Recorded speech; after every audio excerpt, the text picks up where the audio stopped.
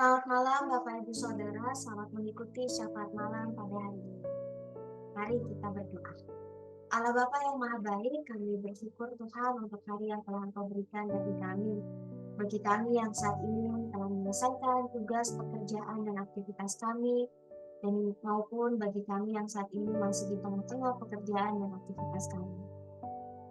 Dan kami mau memberikan waktu kami sejenak untuk merenungkan dan mendengarkan firman Tuhan.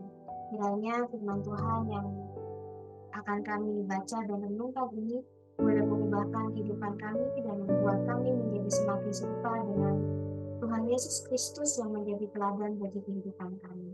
Bila ya kami Allah, kiranya Engkau yang menuntun dan membimbing kami. Hanya di dalam nama Tuhan Yesus Kristus kami berdoa. Amin. Bapak Ibu Saudara, tema kita pada hari ini adalah cari atau biarkan. Salah satu perikop yang kita akan renungkan bersama-sama pada hari ini adalah menurut Injil Lukas, pasalnya yang ke-15 ayat ke-1 sampai ke-7 yang berbunyi demikian. Para pemungut cukai dan orang-orang berdosa biasanya datang kepada Yesus untuk mendengarkan Dia. Maka bersungut-sungutlah orang-orang Farisi dan ahli-ahli Taurat, katanya, Dia menerima orang-orang berdosa dan makan bersama-sama dengan mereka. Lalu Ia mengatakan perumpamaan ini kepada mereka. Siapakah di antara kamu yang mempunyai 100 ekor domba, dan jikalau ia kehilangan seekor di antaranya, tidak meninggalkan yang 99 ekor di padang gurun dan pergi mencari yang sesat itu sampai ia menemukannya? Dan kalau ia telah menemukannya, ia meletakkannya di atas bahunya dan bergembira. Dan setibanya di rumah, ia memanggil sahabat-sahabat dan tetangga-tetangganya, serta berkata kepada mereka, bersukacitalah bersama-sama dengan aku, sebab dombaku yang hilang itu telah kutemukan. Aku berkata kepadamu, demikian juga akan ada sukacita di sorga, karena satu orang berdosa yang bertobat lebih daripada sukacita karena 99 orang benar yang tidak memerlukan pertobatan. Bapak Ibu Saudara, ketika kita membaca kisah perumpamaan gembala dan domba yang hilang, dari 100 berapa yang hilang? Hanya 1. Dan gembala itu masih memiliki 99 domba lainnya. Namun dalam bacaan ini, Tuhan Yesus mengatakan bahwa si gembala itu walau hanya kehilangan 1 domba, ia mencarinya dengan begitu semangat dan antusias.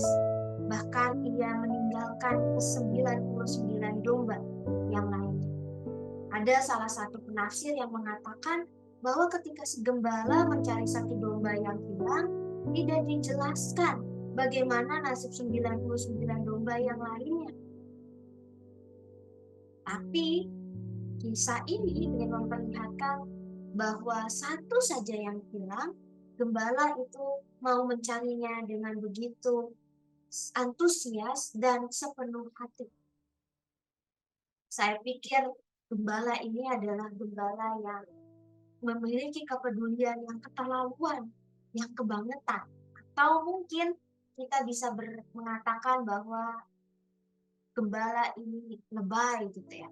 Hanya 1 yang hilang lalu ia mencarinya dan yang 99 seolah-olah dibiarkan begitu saja. Namun Bapak Ibu Saudara, kita juga tahu bahwa gembala itu adalah Allah itu sendiri. Maka ketika saya merenungkan bahan ini, saya membayangkan bahwa Allah memiliki kepedulian yang sangat keterlaluan. Allah punya kepedulian yang lebay, yang kebangetan. Tapi itulah kepedulian Allah kita. Dan apa yang mau kita pelajari dari kisah ini? Yang pertama, Bapak Ibu Saudara, bahwa ternyata kepedulian itu Kepedulian yang sungguh-sungguh, kepedulian yang tulus adalah kepedulian yang berani menghadapi resiko. Allah kita menunjukkan kepedulian yang keterlaluan. Ia menggambarkannya lewat seorang gembala yang rela mau mencari satu domba yang hilang sekalipun mungkin ia akan menghadapi binatang buas. Sekalipun mungkin ada tantangan yang akan dihadapi. Tapi karena kepedulian yang Allah tunjukkan adalah kepedulian yang juga dibarengi dengan keberanian menghadapi resiko, maka kita tahu bahwa Allah tetap mencari. Kita juga tahu, kita mengenal Allah yang berani mengorbankan anaknya yang tunggal untuk kita. Dia berani mengambil risiko sehingga kita dilayakkan untuk menjadi anak-anak Allah. Bapak, Ibu, Saudara, kalau kita menganggap diri kita peduli, tapi kita belum berani, belum menyentuh pada ranah yang menghadapi resiko, kita perlu dan patut mempertanyakan kepedulian kita. Apakah kita sungguh-sungguh peduli atau tidak? Lalu yang kedua, tidak menyepelekan hal-hal kecil. Sang gembala yang mencari satu domba saja itu sudah menunjukkan kepedulian yang tidak menyepelekan hal yang kecil. Satu bukanlah hanya sebuah angka, tapi satu di mata gembala itu juga adalah nilai yang berharga. Nah, kepedulian juga bukan bicara soal jumlah atau rasio, tetapi bicara soal hati. Bagaimana hati ini mau menderita ketika satu itu hilang. Nah, bagaimana hati itu tersayat ketika ada hal kecil yang belum beres. Ini menjadi refleksi untuk kita bersama. Seberapa sering kita menyepelekan dan tidak mempedulikan hal-hal kecil. Mulai dengan orang-orang di rumah. Apakah kita menganggap bahwa kita peduli kepada orang tua kita, tapi sebenarnya kita hanya menghubungi orang tua ketika kita membutuhkan mereka, atau sama teman-teman kita, sahabat, kerabat. Apakah kita sudah menunjukkan kepedulian yang sungguh, tapi kita tidak peka terhadap perasaan, terhadap keadaan dan kondisi mereka. Menyepelekan hal-hal yang kecil yang sudah biasa bisa menjadi bahaya yang paling besar. Karena Bapak, Ibu, Saudara, ketika kita mempedulikan hal-hal kecil di dalam kehidupan kita, justru itu melatih kita untuk memupuk kepedulian yang berdasarkan hati dan rasa, bukan berdasarkan pikiran dan rasio, seperti gembala yang mencari dombanya. Dia tidak memikirkan jumlahnya, tetapi dia memikirkan bagaimana domba itu bisa mengalami,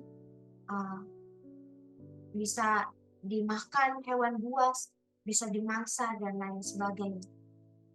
Karena itu, Bapak, Ibu, Saudara, ada seorang bijak yang mengatakan bahwa musuh terbesar kasih bukanlah kebencian, tetapi ketidakpedulian.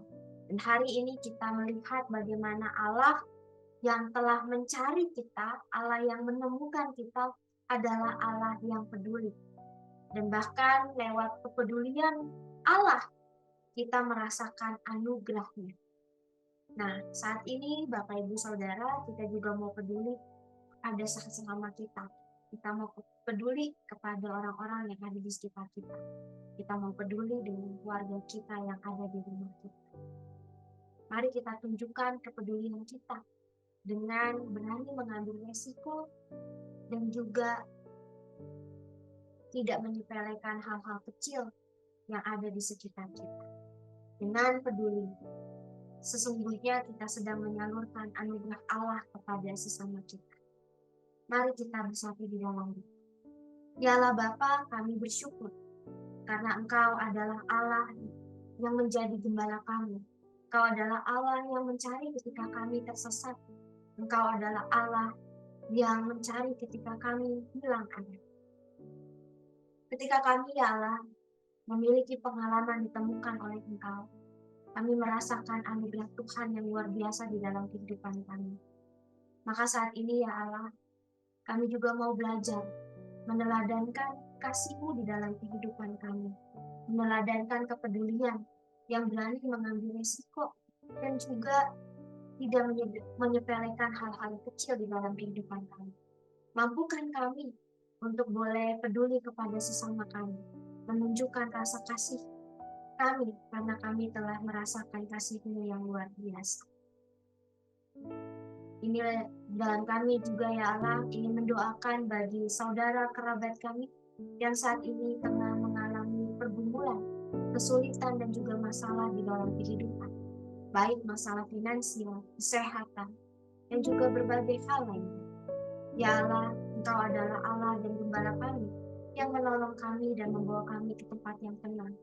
Dan kami percaya bahwa bagi saudara dan kerabat kami yang mengalami kesulitan, Engkau ada bersama-sama dengan mereka. Engkau juga adalah Allah yang memberikan pemulihan dan juga Allah yang mendengarkan dan Allah yang menolong mereka. Inilah doa kami ya Allah yang kami naikkan hanya di dalam nama Tuhan Yesus Kristus, Tuhan yang kami teladankan di dalam kehidupan kami. Amin. Selamat menikmati anugerah Tuhan, selamat menjadi berkat dengan peduli kepada sesama. Sampai jumpa di syafaat malam berikut. Tuhan memberkati.